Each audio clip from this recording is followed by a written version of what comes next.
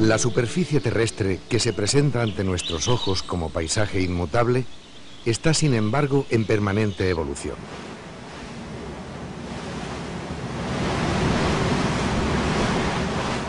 Una mirada observadora permite detectar pequeños cambios que se producen de forma constante.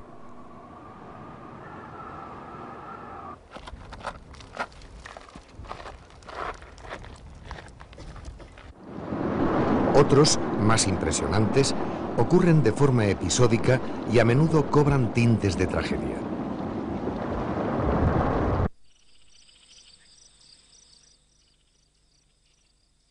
La investigación científica demuestra que muchos de los paisajes actuales eran diferentes en el pasado.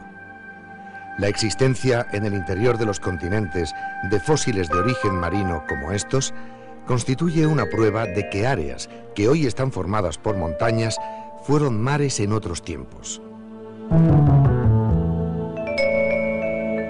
Incluso en épocas recientes podemos apreciar cambios importantes en algunos lugares, como ocurre, por ejemplo, en el puerto de Palos en Huelva, del que partió Colón, que en la actualidad está apartado del mar por avance de la línea de la costa.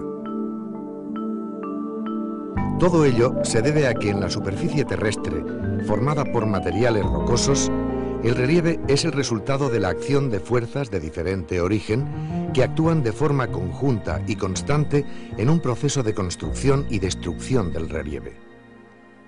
Unas fuerzas internas proceden de la energía del globo terrestre.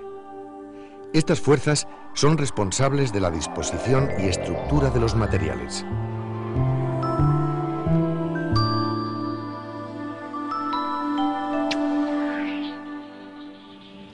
Otras fuerzas, externas, consecuencia de la energía solar, modifican aquellos materiales en superficie, provocando desgaste en unas zonas y acumulación en otras, por medio de una serie de procesos a los que en conjunto llamamos demodelado.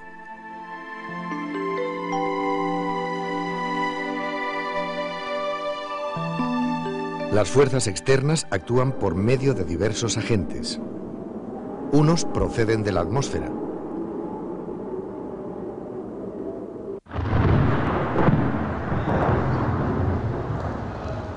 Otros de la hidrosfera.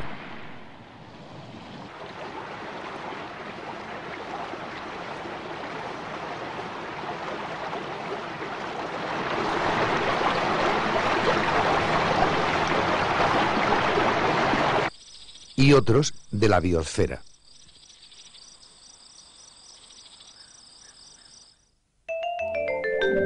Todos ellos actúan siempre de forma relacionada y con distintos efectos según sean las características de las rocas, su estructura geológica y las condiciones climáticas y medioambientales en que se desarrollen.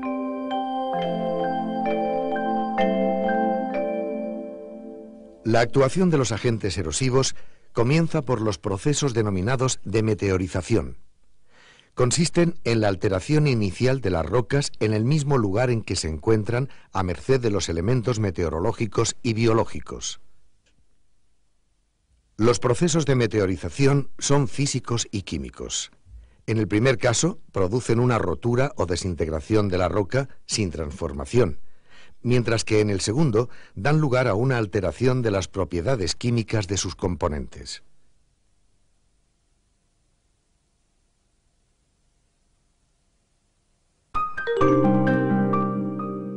Los mecanismos de la meteorización física son diversos.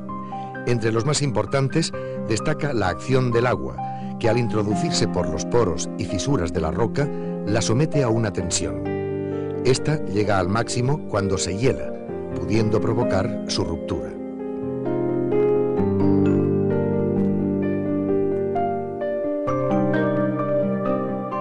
Los cambios de temperatura originan calentamiento y enfriamiento diferenciados en los diversos componentes de una roca que pueden provocar el desmenuzamiento en granos o la exfoliación en capas.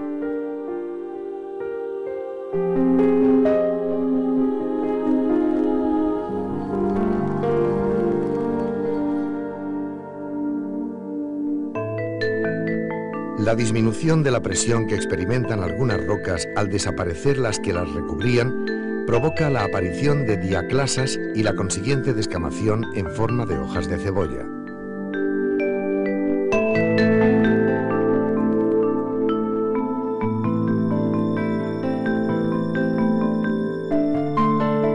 Los organismos vivos son otro poderoso agente de meteorización física, actuando sobre el roquedo de diversas formas.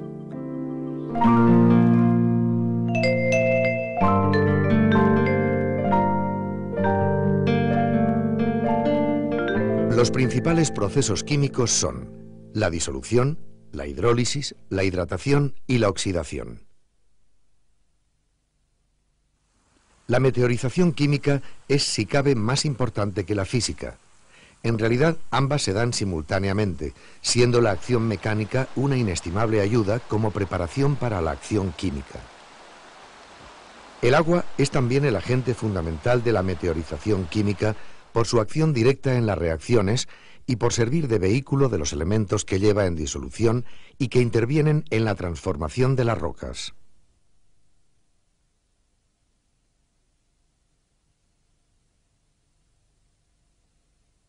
Su manifestación externa raramente podemos contemplarla de forma natural, pudiendo reproducirse a través de experiencias de laboratorio.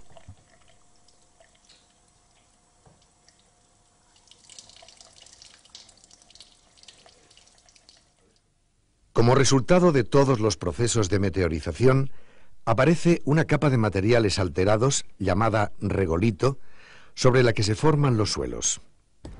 Este material alterado puede ser movilizado, para lo cual es necesario que intervengan agentes capaces de realizar el transporte.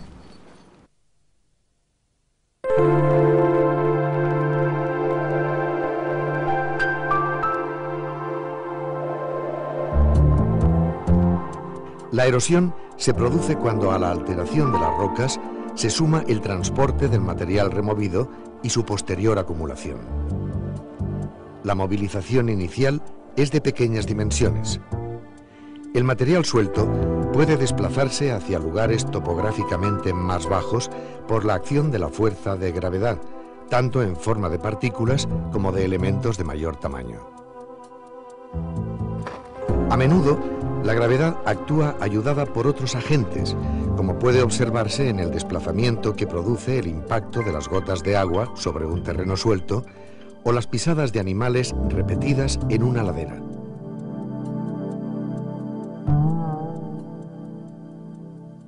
Estos movimientos son especialmente importantes en las laderas, favorecidos por la inclinación del terreno.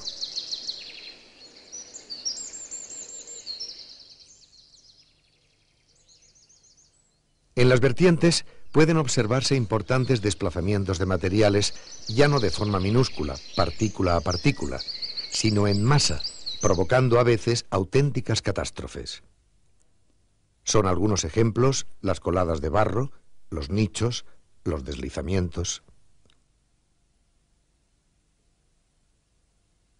Los movimientos de ladera constituyen la fase inicial de la erosión que llega a producir la transformación del relieve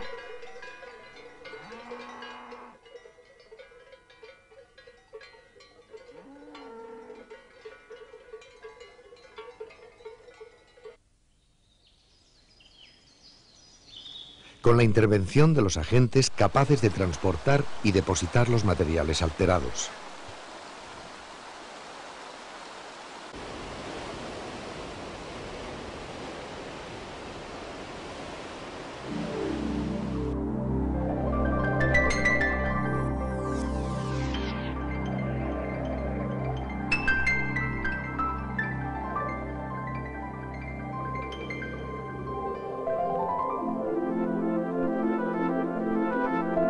De todos los agentes, el principal es el agua, que realiza su labor erosiva de formas variadas.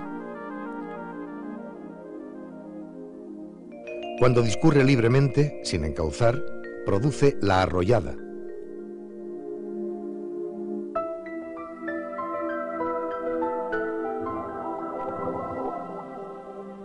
Si se concentra en pequeños canalillos, da lugar a la formación de las cárcavas, tan abundantes y espectaculares en paisajes áridos como el que vemos en la provincia de Almería.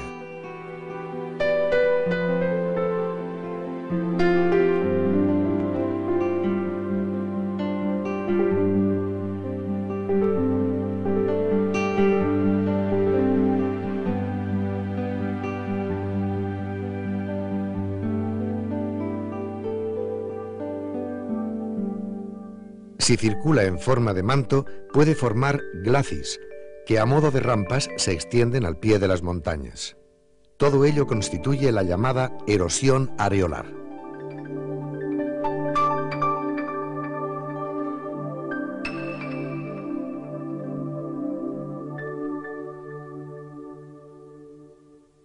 Además, las aguas se concentran en cauces y forman ríos que a su vez se constituyen en redes y provocan otra forma de erosión, la lineal, que se ejerce en los lechos de los mismos.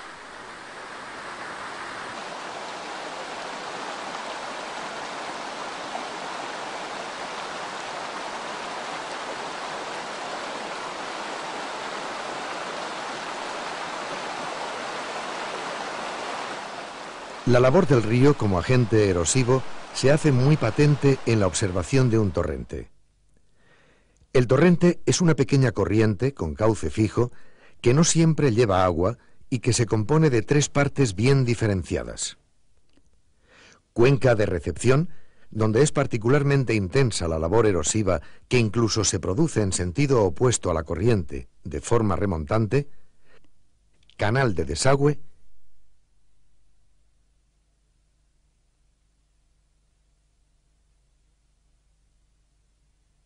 Y cono de deyección, donde se depositan los materiales arrastrados desde la parte superior.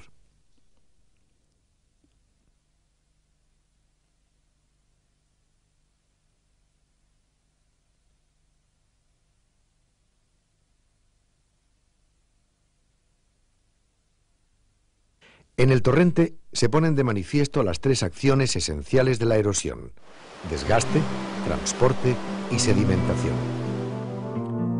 Existe otro tipo de corriente encauzada, los llamados wadis, que tienen un carácter aún más episódico que los torrentes y a menudo presentan un cauce poco definido, divagante. Solo llevan agua esporádicamente, pero cuando ocurre puede circular de forma violenta y muy erosiva. Son propios de regiones áridas, probablemente constituyen reliquias de ríos de otros tiempos.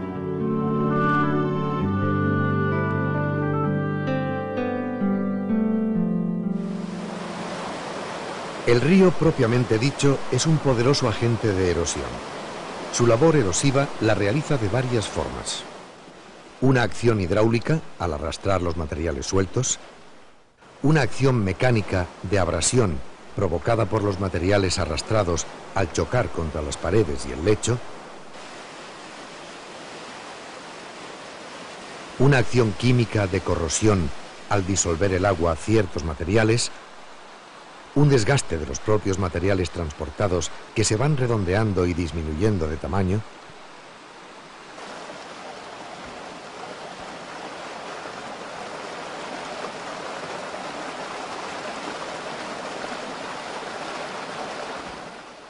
Cuando las aguas del río pierden capacidad de arrastre, al disminuir su velocidad, los materiales que son transportados de diversa forma según su tamaño comienzan a ser depositados.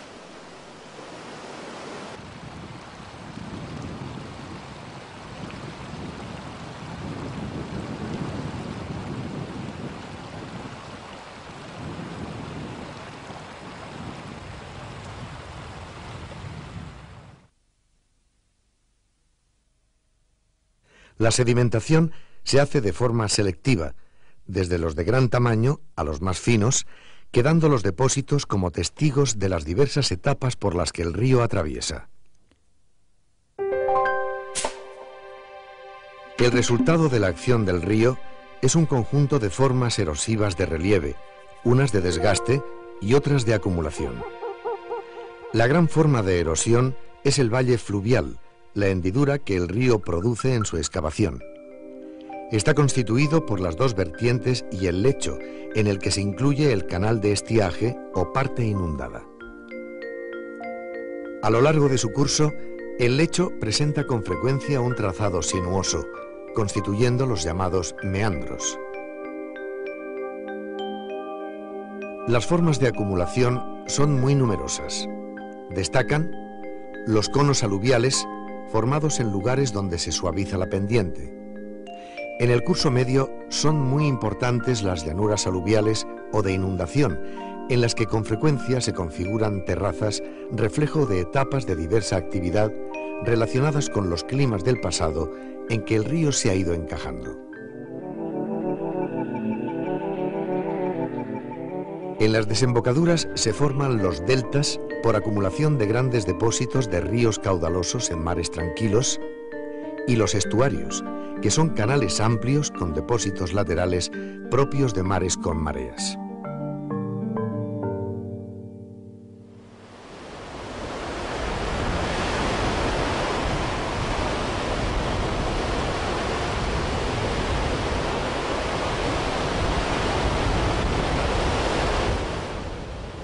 El agua de los mares y océanos, por medio de las olas movidas por el viento y de las mareas, realiza también una importante labor erosiva que se puede observar con claridad en las costas.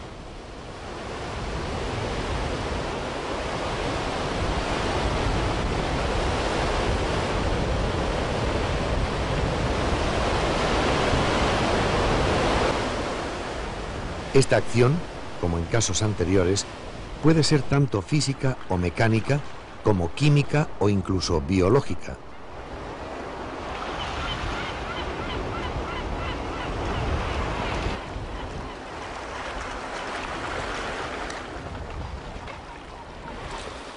Como resultado de esa acción y de las condiciones estructurales y litológicas de las costas, aparecen formas de relieve muy variadas.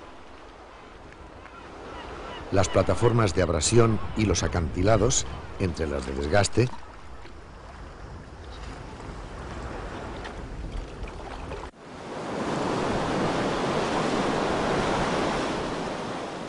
y las playas, formadas por materiales detríticos, entre las de acumulación, con gran variedad de formas.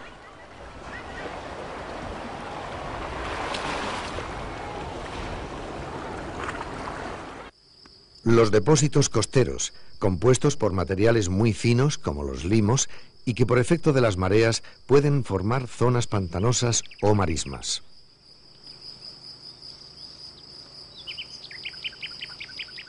Los deltas y estuarios, producidos por la acción fluvial, son también modelados por la acción de las aguas marinas en su borde exterior.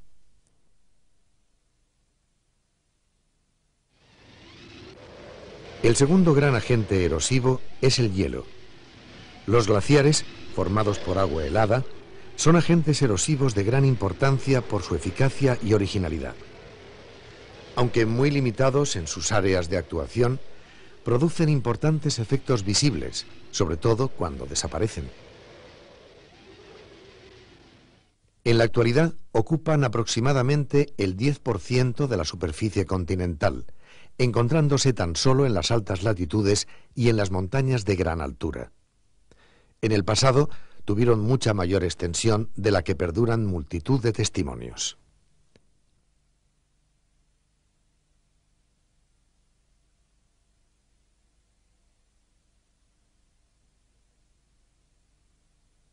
Los glaciares son masas de hielo que se forman en determinadas condiciones y que pueden conservarse durante miles de años como hielo fósil. Existen dos grandes tipos: los inlandsis, que tienen forma de casquete y recubren grandes superficies,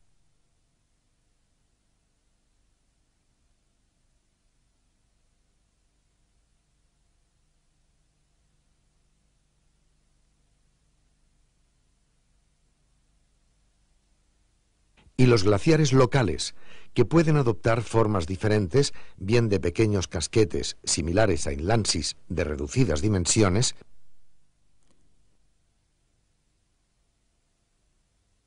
bien adaptándose al relieve de las regiones montañosas en forma de glaciares de valle.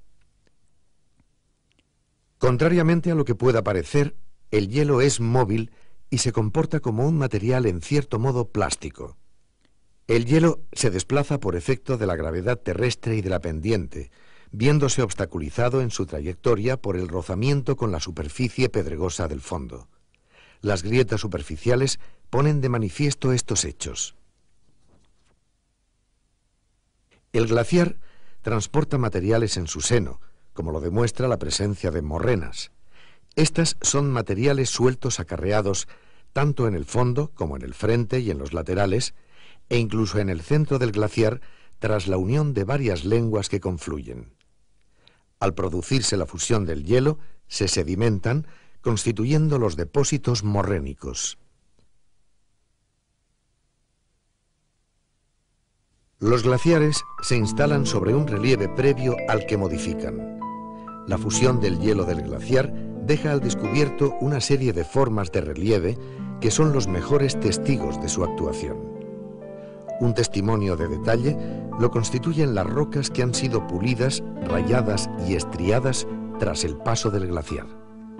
El hielo, armado con fragmentos de roca en su interior, produce ese efecto sobre las rocas del fondo y de las vertientes del valle, muchas veces comparado con el de una raedera. En las grandes cordilleras que han estado sometidas a glaciación se encuentran testigos de mayores dimensiones. Son frecuentes los circos, enmarcados por aristas,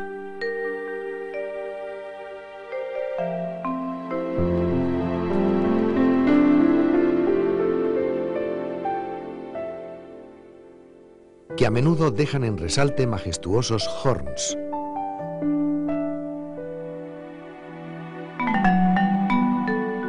Como el famoso Matterhorn, entre Italia y Suiza.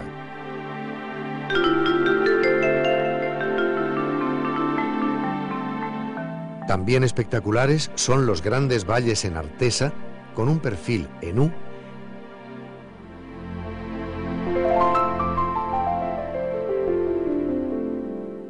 en el que se pueden distinguir hombreras y valles colgados que aparecen al haber desaparecido el hielo y con ello haber cambiado el nivel de base.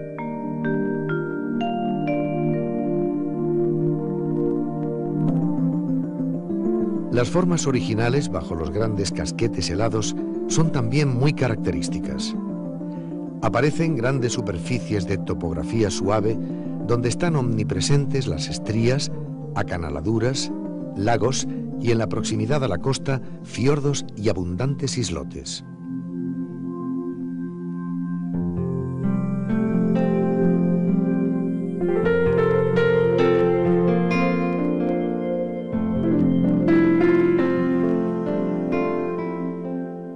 En todos los casos abundan además las formas de acumulación, unas depositadas por los hielos, como las morrenas, y otras por las aguas de fusión. En todas las regiones sometidas a glaciación, los lagos son también testimonio de su existencia pasada.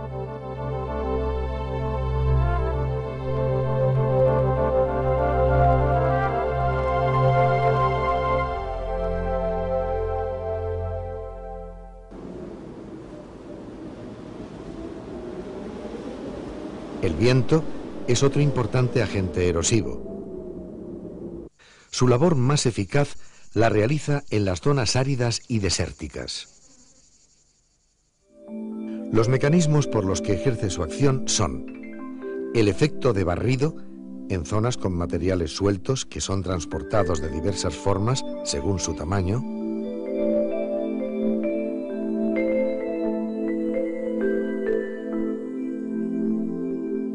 y la abrasión, que se produce al chocar contra las rocas las partículas que el viento transporta, limándolas y puliéndolas, originando los llamados cantos facetados y rocas seta. Las formas de acumulación más características son las dunas. El viento mueve la arena y la deposita cuando encuentra un obstáculo que frene su velocidad. Tienen distintas formas, de media luna o barcana, transversal, longitudinal. En muchos desiertos se pueden observar importantes campos de dunas que se denominan erg.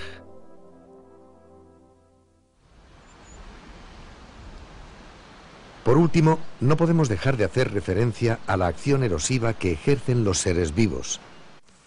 Aunque no dan lugar a formas comparables a las que producen los agentes que acabamos de ver, sin embargo, su acción puede llegar a ser considerable. Las plantas meteorizan y preparan el suelo para su movilización a través de las raíces, pero también frenan la acción de otros agentes de la erosión al servir de sujeción en las vertientes.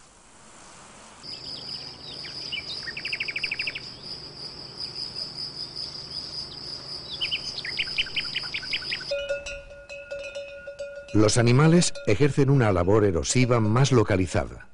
Su acción es diferente en función de su tamaño. Las hormigas, las lombrices, los ratones, los topos excavan galerías y airean la tierra. Las pisadas de animales mayores, como cabras, vacas, ciervos, remueven el suelo y erosionan las laderas. De todos los seres vivos, es el hombre el que realiza una labor erosiva más destacable, fundamentalmente porque introduce cambios capaces de intensificar muchos de los procesos de erosión. La agricultura es la más antigua e importante causa de erosión antrópica, tanto por su extensión como por su intensidad. Incide siempre sobre el medio natural, y lo hace tanto más cuanto más agresivas sean las técnicas que emplea el agricultor. Pero no es la agricultura la única forma con la que el hombre erosiona. La tala de bosques, la construcción de embalses, las explotaciones de minas, canteras, pozos, constituyen también importantes actuaciones que erosionan la superficie terrestre.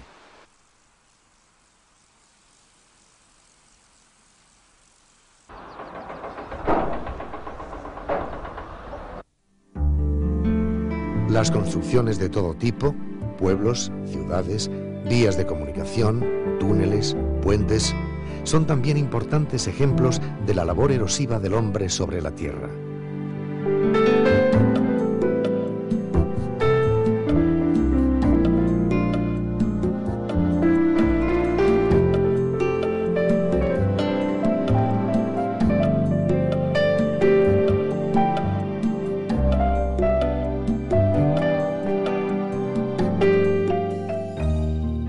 Todos los agentes de erosión descritos son los medios a través de los cuales actúan las fuerzas externas para configurar los relieves terrestres. Aquí los hemos citado de forma individualizada para su mejor estudio y comprensión, pero en la realidad se combinan siempre varios de ellos. Actúan siempre en estrecha relación con el clima, constituyendo sistemas morfogenéticos.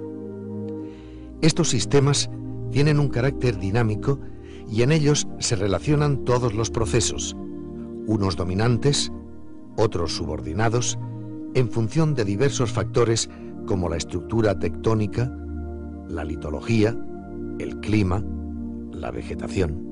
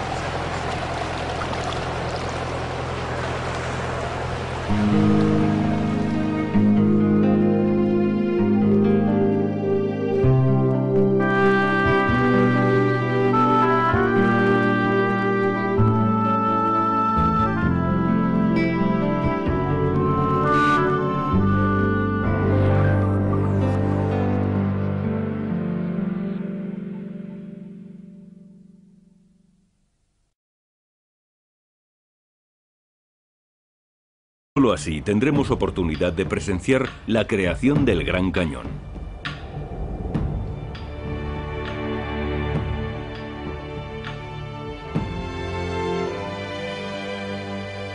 Es una de las maravillas naturales más espectaculares del mundo.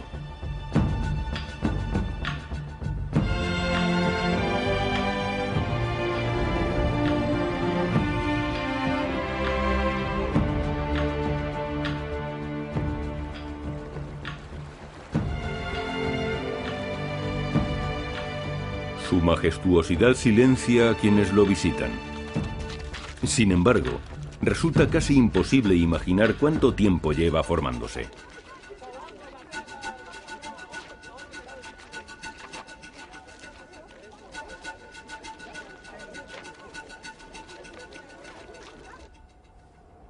Lleva formándose 5 millones de años y aún no ha terminado. El creador de este cañón sigue trabajando. Una fuerza que nos dejará boquiabiertos. Entren en el cañón por su cuenta y riesgo.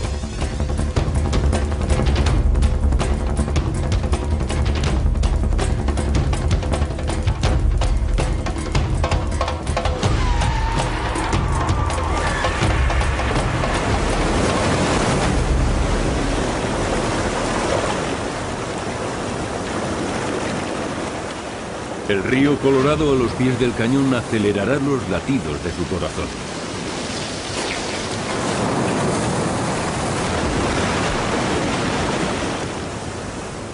Sin embargo, estas personas no corren verdadero peligro. Ni siquiera el flujo continuo de las aguas bravas es suficiente para esculpir estas paredes. Esto es obra de algo mucho más temible.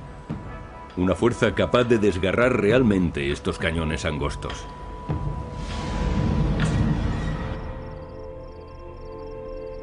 Son estas personas quienes deberían estar alerta. Las señales de peligro están escritas en las paredes.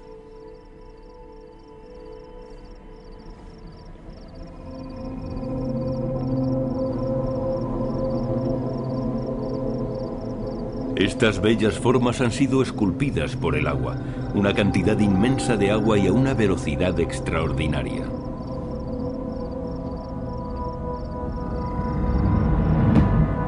Pero, ¿dónde está el agua? Este lugar parece completamente seco. El Gran Cañón está situado en el corazón del desierto de Arizona. Durante casi todo el año apenas llueve. Pero cuando lo hace, más vale tener cuidado.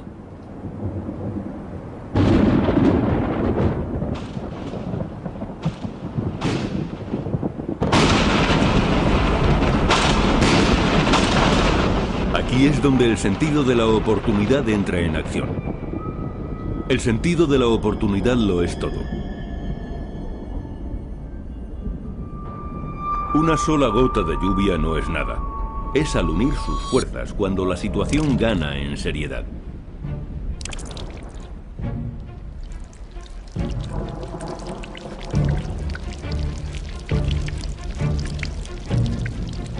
El terreno está tan reseco que las gotas de lluvia no logran penetrarlo.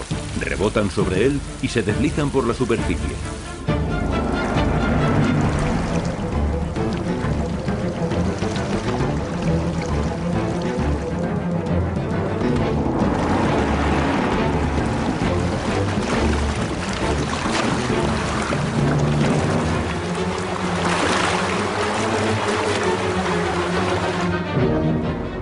El suelo del desierto opone poca resistencia y las aguas arrastran todo a su paso. Las inundaciones avanzan rápido por todo el desierto hacia el cañón y entonces comienzan a esculpir el paisaje en su descenso.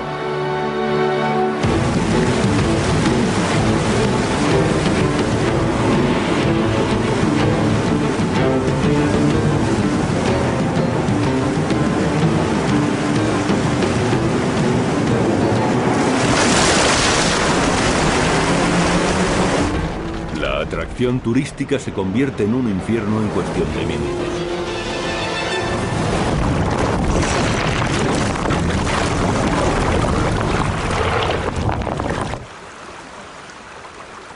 En 1997, 11 turistas encontraron aquí la muerte.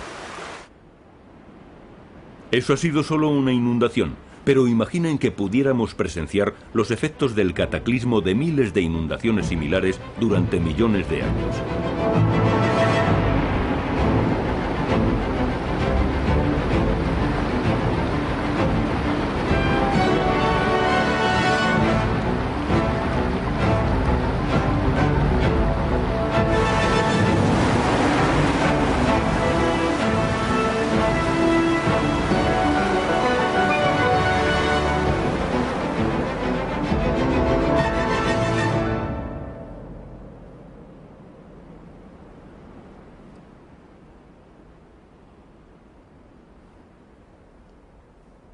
El Gran Cañón nos recuerda que el mundo de nuestro alrededor puede cambiar no gradualmente, sino con impactos breves y contundentes.